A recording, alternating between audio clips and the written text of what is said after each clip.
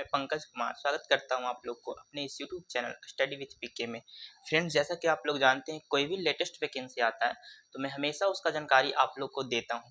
आज हम एक नए वैकेंसी के बारे में बात करने वाले हैं जो इस वर्ष 2024 का सबसे सुनहरा वैकेंसी होने वाला उन बच्चों के लिए जो स्पेशली एसएससी की तैयारी करते हैं, जिनको एक सबसे बढ़िया एक लेवल के पोस्ट पे जाने का शौक है, एक अच्छे पोस्ट पे जाने का शौक है, कोई इंस्पेक्टर पोस्ट चाहते हैं, उनके लिए एक सुनहरा अवसर होने वाला है। फ्रेंड्स, आप बने रहिए हमारे साथ। इसकी पूरी जानकारी मैं आप लोग को देने वाला हूँ। क्या इसका सिलेक्शन प्रोसेस है, क्या सिलेबस है और क्या सैलरी है, इन सब चीज़ों पर मैं चर्चा करूँगा विस्तार रूप से। तो देखिए, आज जो वैकेंसी के बारे में बात करने वाले हूँ एसएससी से रिलेटेड है। एसएससी में जो ग्रेजुएशन लेवल पर होता है, SSC combined graduate level CGL 2024। देखिए, सीजीएल हर साल वैकेंसी देता है, पर आप जान रहे हैं 2023 और 2024 ये 2 वर्ष ऐसा था जिसमें ये वैकेंसी भरमार तरीके से आया, बहुत ज़्यादा आया। 2023 में देख लीजिए आप कितना सारा वैकेंसी था, 30,000 प्लस वैकेंसीज थी। इस बार की बात कर 2025-24 में देखिए, अगर इस बार जो वैकेंसी है वो 17,000 प्लस वैकेंसी इस बार आप लोग के लिए होने वाला है। फ्रेंड्स, चलते हैं देखते हैं क्या कब से ये फॉर्म को आप अप्लाई कर पाइएगा। देखिए, इंपॉर्टेंट डेट की बात करते हैं तो जो फॉर्म है वो 24/6/2024 यानी 24 जून से इस फॉर्म को आप भरना स्टार्ट कर दीजिएगा। 24 जून से आप इस फॉर्म को भर पाइएगा। फ्रेंड्स, लास्ट डेट जो रहने वाला 24/7/2024 यानी 24 जुलाई तक आप इस फॉर्म को भर पाइएगा। 24 जून से 24 जुलाई तक मतलब 1 मंथ का समय दिया गया है। आप आराम से इस फॉर्म को सही भरिए।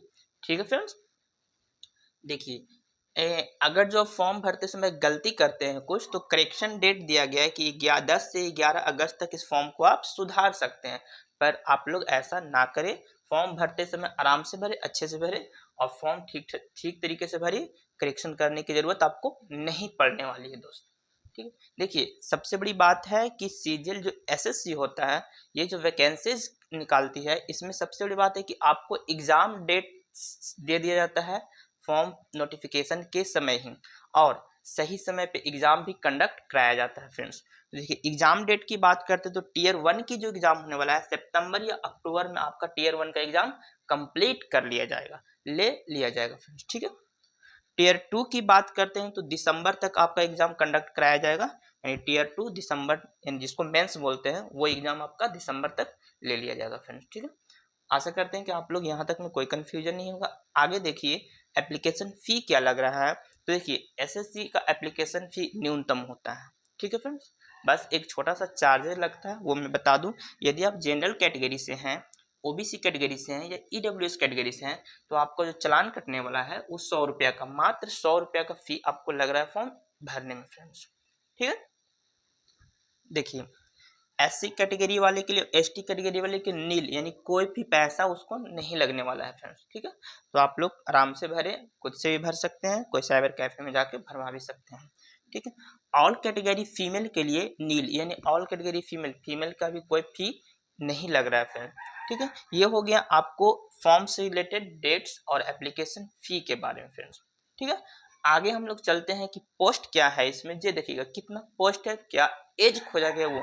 तो टोटल पोस्ट की बात करते हैं तो 17,727 पोस्ट है। फ्रेंड्स, ठीक, ये पोस्ट टेंटेटिव होता है, ये आगे बढ़ भी सकता है। फ्रेंड्स, घटेगा तो नहीं पर बढ़ेगा जरूर। फ्रेंड्स, ठीक है, देखिए, एज लिमिट की बात करते हैं। एज कब से कब खोजा गया है, तो एज लिमिट में देखिएगा 1/8/2024 यानी 1/8/2024 तक आपको 18 साल की उम्र के हो चुके हैं, तब आप इस फॉर्म को भरने के लिए एलिजिबल हैं। यानी आपकी उम्र 18 साल हो चुकी है तो आप इस फॉर्म को भर सकते हैं। फ्रेंड्स, ठीक है, यहाँ पर देखिएगा आपको देखा गया कि मिनिमम एज 18 साल होना चाहिए, मैक्सिमम चाहे तो 27 चाहे तो 32। तो मैं बता दूं कि मिनिमम में जो है 18 से 27 तक, 18 से 27 तक आपका उम्र तो होना ही चाहिए। पर अगर जो 3 पोस्ट ऐसे हैं इसमें जिसको अप्लाई करने के लिए आपका उम्र मैक्सिमम होना चाहिए 27 साल से 32 साल के बीच में, तब इस फॉर्म को आप भर पाइएगा। 3 पोस्ट ऐसे हैं फ्रेंड, मैं उन पोस्ट के बारे में लास्ट में चर्चा करूंगा। ठीक है फ्रेंड्स, देखिए एलिजिबिलिटी क्या खोजा गया, क्वालिफिकेशन क्या खोजा गया, बच्चों को बहुत कन्फ्यूजन रहता है कि हम इस फॉर्म को भरेंगे कब, मेरा क्या क्वालिफिकेशन है तब। तो इसके लिए मैं बता दूं कि आप सिंपली ग्रेजुएशन किए हुए हैं, बीएससी या बीकॉम या बीए किए हुए हैं किसी भी सेक्टर में, तो आप इस फॉर्म को भरने के लिए एलिजिबल है। आप इस फॉर्म को भर सकते हैं, चाहे तो कॉमर्स से किए रहिए, चाहे तो फिजिक्स केमिस्ट्री बायोलॉजी से किए रहिए, या फिर आर्ट्स से किए रहिए, आप फॉर्म को भर सकते हैं। यानी आपके पास ग्रेजुएशन की डिग्री इस डेट तक होना चाहिए फ्रेंड्स, ठीक है। 1/8/2024 तक के डेट में आपको क्या होना चाहिए, ग्रेजुएशन की डिग्री होनी चाहिए आपको, तब इस फॉर्म को आप भरने के लिए एलिजिबल है फ्रेंड्स, ठीक है।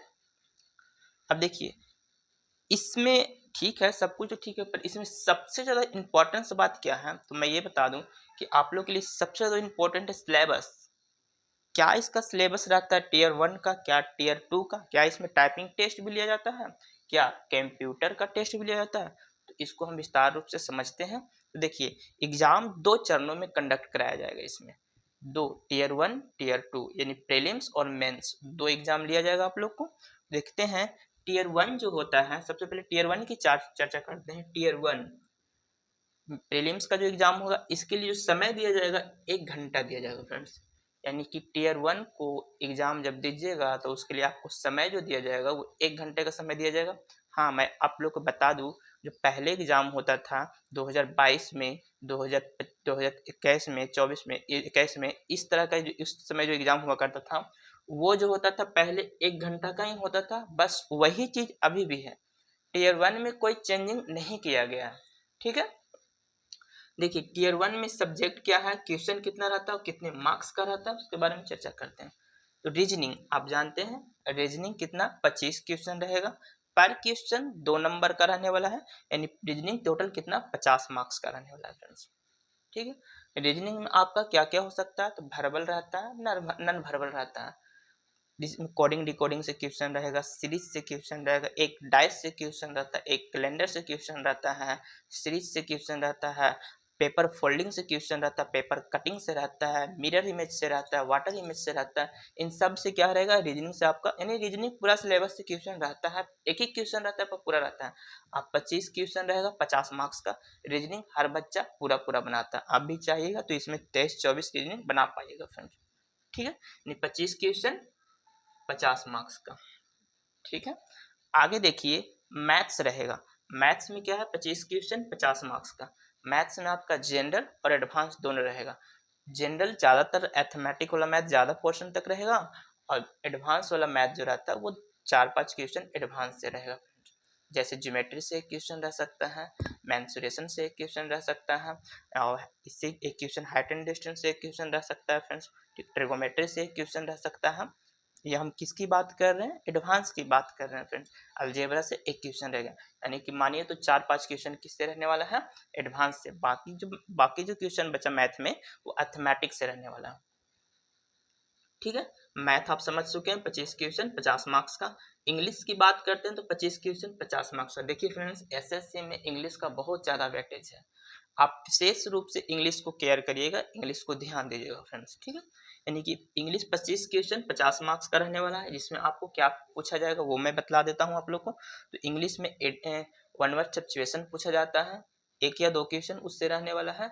एंड टू एंड सिनोनिम पूछा जाएगा, फिलिंग द ब्लैंक्स पूछा जाएगा, फ्रेजल वर्ब पूछा जाता है, इडियम्स एंड फ्रेज पूछा जाता है, ठीक है। 1 वर्ड सब्स्टिट्यूशन रहेगा। इन सब से मिलाकर कुछ क्वेश्चन ग्रामर से भी रहते हैं, पैसेजेस भी रहते हैं, ठीक है। इन सब मिला के 25 क्वेश्चन आप लोग को होने वाला है, कितने नंबर का, 50 मार्क्स का फ्रेंड्स, ठीक है। यहाँ तक समझ गए। देखिए जीके और जीएस, जीके जीएस का भी वेटेज बहुत बढ़िया है इसमें, ठीक है। जीके और जीएस 25 क्वेश्चन रहने वाला है, 50 मार्क्स का रहने वाला है फ्रेंड्स, ठीक है। जीके में आपको सारा से रहने वाला क्वेश्चन, ठीक है। जैसे साइंस की बात करते फिजिक्स केमिस्ट्री बायोलॉजी से तो क्वेश्चन रहेगा। और सोशल साइंस में यदि बात कर लेते हैं यदि, तो उसमें क्या रहेगा, इंडियन ज्योग्राफी से रह सकता है, वर्ल्ड ज्योग्राफी से भी क्वेश्चन रह सकता है, ठीक। और फिर इन्वायरमेंट से रह सकता है, ये सारे। और फिर लोक नृत्य से क्वेश्चन भी आते हैं इसमें रिलेटेड, ठीक है। यानी कि 25 क्वेश्चन 50 मार्क्स का होने वाला है। टोटल नंबर ऑफ क्वेश्चन की बात करें तो टोटल नंबर ऑफ क्वेश्चन 100 है, यानी 100 क्वेश्चन रहेगा, और टोटल नंबर ऑफ मार्क्स कितना 200 मार्क्स, यानी 200 मार्क्स का नंबर रहेगा 100 क्वेश्चन के लिए। आशा करते हैं कि यहाँ तक समझ चुके होंगे। ठीक है, देखिए सबसे बड़ी बात है कि टीयर 1 जो होता है, इसमें सिर्फ क्वालिफाइंग नेचर का होता है। लिखा गया है tier 1 is qualifying. In tier 1 का जो एग्जाम आप दे रहे हैं ये सिर्फ और सिर्फ क्वालिफाइंग रहता है, इसमें सिर्फ आपको पास होना रहता है। ठीक है, इसका नंबर आपको मेरिट में नहीं जुटने वाला है। ठीक है, पर पास होने का मतलब मैं ये नहीं कर रहा हूँ कि आप कुछ भी नंबर लाइए तो आप पास हो, नहीं, ऐसा कुछ नहीं है। उसका भी एक कट ऑफ जारी होता है, उस कट ऑफ को आप क्वालिफाई करिएगा ना, तभी आप टीयर 1 को क्वालिफाई कर पाइएगा। ये मत सोचिए कि मतलब हम कितने नंबर लाएं तो मेरा टीयर 1 हो जाएगा, नहीं, वो भी एक कट ऑफ बनता है। कट ऑफ को आप पार कर रहे हैं तभी आपका क्या होगा, टीयर 1 क्वालिफाई कर पाइएगा। ठीक है, मेंस की बात करते हैं। अब देखिए टीयर 2 सबसे इंपॉर्टेंट, क्योंकि यही आपका मेरिट बनाने वाला है। टीयर 1 सिर्फ क्या था, क्वालिफाइंग था, यही आपका क्या करेगा, मेरिट बनाएगा। फ्रेंड्स देखिए टीयर 1 में जो समय दिया जाता है 2 घंटा 15 मिनट का समय दिया जाता है फ्रेंड्स, यानी 2 घंटा 15 मिनट तक आपका एग्जाम क्या कराया जाएगा, कंडक्ट कराया जाएगा फ्रेंड्स। ठीक है, देखिए इसमें भी सेम वही चीज रहने वाला है, सिलेबस में कोई चेंजिंग नहीं रहेगा, बस फर्क हो जाता है तो नंबर ऑफ क्वेश्चन की, नंबर ऑफ मार्क्स का। ठीक है, रीजनिंग से रिलेटेड क्वेश्चन रहने वाला है 30 क्वेश्चन रहेगा फ्रेंड्स, उसमें 25 था, इसमें 5 क्वेश्चन बढ़ा दिया गया है। मेंस में 30 क्वेश्चन होने वाला है। पर क्वेश्चन जो होगा मेंस में, वो ध्यान दीजिएगा, इसमें पर क्वेश्चन 2 नंबर का था, पर मेंस जब एग्जाम दीजिएगा तो एक क्वेश्चन 3 नंबर का होने वाला है फ्रेंड्स। कितने नंबर का, 3 नंबर का। तो 30 क्वेश्चन रीजनिंग से रहेगा, यानी total number of marks 90, 90 number का रीजनिंग रहेगा। आप समझ सकते हैं कितना वेटेज है इंग्लिश का, रीजनिंग का। मैथ से भी 30 क्वेश्चन रहने वाला है, 90 मार्क्स का रहने वाला है। ठीक है, यहाँ तक समझ गए रीजनिंग मैथ। देखिए ये जो एग्जाम होता है वो सेक्शन वाइज होता है, सेक्शन वाइज। ठीक है, सेक्शन वाइज करना क्यों किया है, हम सब में एक ही में, पर सेक्शन वाइज इसलिए बोल रहा हूँ क्योंकि रीजनिंग और मैथ 1 सेक्शन में खुलेगा, 1 घंटा के लिए खुलेगा। यानी रीजनिंग और मैथ जैसे ही आपको कंप्यूटर में ये खुलेगा तो ये सिर्फ 1 घंटा के लिए खुलता है। इस 1 घंटा में आप रीजनिंग और मैथ को पूर्ण रूप से सही रूप से बना लेते हैं, तभी आपका सेक्शन 2 खुलेगा। सेक्शन 2 ये हो गया, सेक्शन 2 खुलेगा। आप सोच रहे हैं कि रीजनिंग मैथ बनाते हैं तुरंत इंग्लिश पे आ जाते हैं और जीके पे आते हैं, तो ऐसा नहीं होने वाला है। सेक्शन 1 जब आप कंप्लीट करिएगा तभी आपका सेक्शन 2 खुलने वाला है, इंग्लिश और जीके का पोर्शन खुलने वाला है। कंप्यूटर में इंग्लिश और जीके का पोर्शन कब खुलेगा, जब सेक्शन 1 आप कंप्लीट कर लीजिएगा तब खुलेगा। एक बार में आप चारों को नहीं, ऐसा नहीं कि इस पे डायरेक्ट इस पे आ जाएगा, पहले आपको रीजनिंग और मैथ बनाना पड़ेगा 1 घंटा के अंदर में। ठीक है, यदि सपोज दैट मान लेते हैं कि आप पहले ही बना लिए हैं, तो आपको वेट करना पड़ेगा सेक्शन 2 खुलने के लिए। 1 घंटा होने के बाद ही सेक्शन 2 का पोर्शन खुल पाएगा। ठीक है, तो इंग्लिश हो गया सेक्शन 2 में। देखिए इंग्लिश का वेटेज मैं शुरू में ही कहा था कि इंग्लिश ज़्यादा रहेगा, इसमें पैसेजेस क्या होते हैं, ज़्यादा हो जाते हैं। तो इंग्लिश जो रहने वाला 45 क्वेश्चन 135 मार्क्स का, आप समझ सकते हैं मेंस में 135 मार्क्स का कितना वैल्यू होता है। ठीक है, जीके जीएस से जो क्वेश्चन रहने वाला 25 क्वेश्चन 75 मार्क्स का रहने वाला है फ्रेंड्स। इसके लिए समय जो आपका दिया जाएगा 1 घंटे का दिया जाएगा। सेक्शन 2 आपका कंप्लीट हो गया। ठीक है, अब सेक्शन 2 कंप्लीट हुआ तो आपका ये टीयर 1 अब फाइनल नहीं हुआ है, टीयर 1 अभी और भी एग्जाम बाकी है। मैं आप लोगों को बता दूं कि पहले क्या होता था एग्जाम में, कि जैसे ही आपको मेंस होता था तो टाइपिंग के लिए एक डेट निकाला जाता था कि आपका टाइपिंग इतने तारीख को लिया जाएगा, पर अब ऐसा नहीं है। जैसे ही आप मेंस एग्जाम देते हैं तो आप उसी सिस्टम पे बैठिएगा जिस पे पहले बैठे हुए थे, पर आपको 5-15 मिनट का ब्रेक दिया जाता है कि 15 मिनट में आप चाहते हैं पानी पी लीजिए, बाथरूम जाना, वॉशरूम चल जाइए, तो आप इस 15 मिनट में इन सब चीज़ को निपटाने के बाद फिर 15 मिनट में आप यहाँ अपने ही सिस्टम पे आइएगा टाइपिंग टेस्ट के लिए फ्रेंड्स। ठीक है, देखिए कंप्यूटर का पहले टेस्ट लिया जाएगा, वो 20 क्वेश्चन रहने वाला है, 60 मार्क्स का। ये सिर्फ और सिर्फ क्वालिफाइंग होता है, पास मार्क्स का होता है फ्रेंड्स, इसका नंबर नए ऐड नहीं होने वाला। आप इसमें से 20 में से 8-10 क्वेश्चन बना पा रहे हैं तो आप इस एग्जाम को क्वालिफाई कर पाइएगा। ठीक है, कंप्यूटर टाइपिंग देखिएगा, टाइपिंग बहुत इंपॉर्टेंट है। 15 मिनट का आपका टाइपिंग लिया जाएगा फ्रेंड्स। 15 मिनट तक अब टाइपिंग लिया जाएगा। यदि टाइपिंग भी इसमें मैक्सिमम बहुत ज़्यादा तो नहीं, अदर एग्जाम में जैसे मानते हैं कि 35 मिनट पर वर्ड के टेस्ट लिया जाता है, पर इसमें ऐसा नहीं है। इसमें आप 27 से 28 की स्पीड आपका है तो आप इस एग्जाम को क्वालिफाई कर पाएगा, सिर्फ और सिर्फ इंग्लिश का, हिंदी का कोई नहीं। ठीक है, ये हो गया आपका टीयर 2 कंप्लीट। टीयर 2 के बाद जैसे ही देते हैं कंप्यूटर टाइपिंग, उसके बाद आपका डायरेक्ट मेरिट बनेगा। ठीक है, अच्छा यहाँ तक तो मैं आप लोग को बात बता दूं कि टीयर 1 और टीयर 2 में क्या होता है, पर आप जब इसमें जॉब करिएगा तो आपको पोस्ट क्या मिलने वाला है, किस पोस्ट पे जाइएगा, इसके बारे में कुछ जान लें। क्या सैलरी मिलेगा, इसके बारे में कुछ जान लें। ठीक है फ्रेंड, तो इसके बारे में हम जानते हैं क्या है जो इसका पूरा। देखिए, इसमें पोस्ट की बात करते हैं तो पोस्ट बहुत सारा है फ्रेंड्स। ठीक है ना, पोस्ट इसमें जो होने वाला है ये बहुत सारा पोस्ट होने वाला है।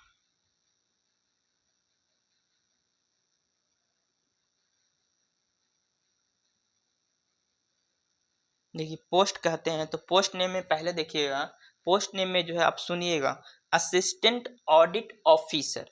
पहला पोस्ट क्या है, असिस्टेंट ऑडिट ऑफिसर। ये किस मिनिस्ट्री के अंतर्गत आते हैं वो मैं बता दूं आप लोगों को, तो इंडियन ऑडिट अकाउंट्स डिपार्टमेंट के अंतर्गत आता है। यानी कि आपको एसएससी में जो भी अकाउंट्स रहता है उसको देखने के लिए इसमें वैकेंसी है, इसमें आप फॉर्म को भर सकते हैं, यानी कॉमर्स वाले के लिए बहुत बढ़िया है।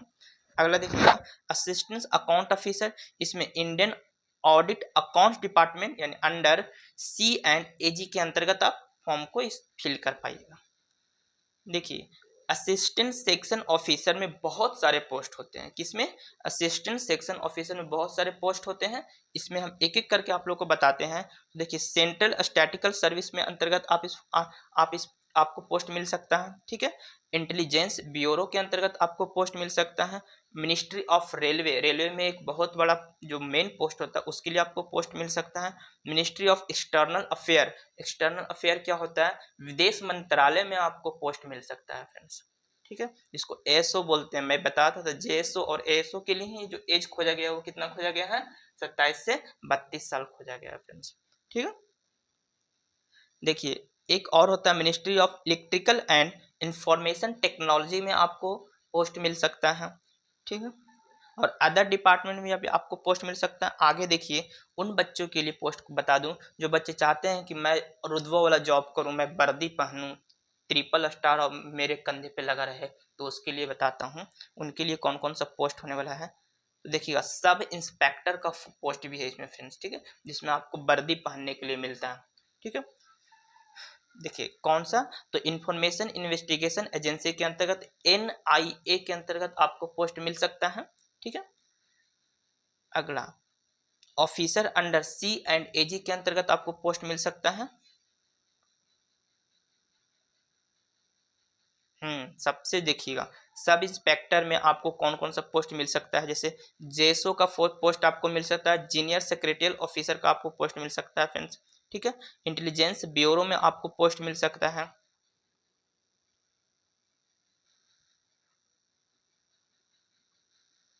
कुछ बच्चे ऐसे हैं जिनको शौक है कि हम इनकम टैक्स में जाएं, तो अब भी आप इस फॉर्म को भरने के लिए इच्छुक रहिए। ये फॉर्म बहुत बढ़िया है, इनकम टैक्स में आप सीजीएल के माध्यम से ही जा सकते हैं फ्रेंड्स।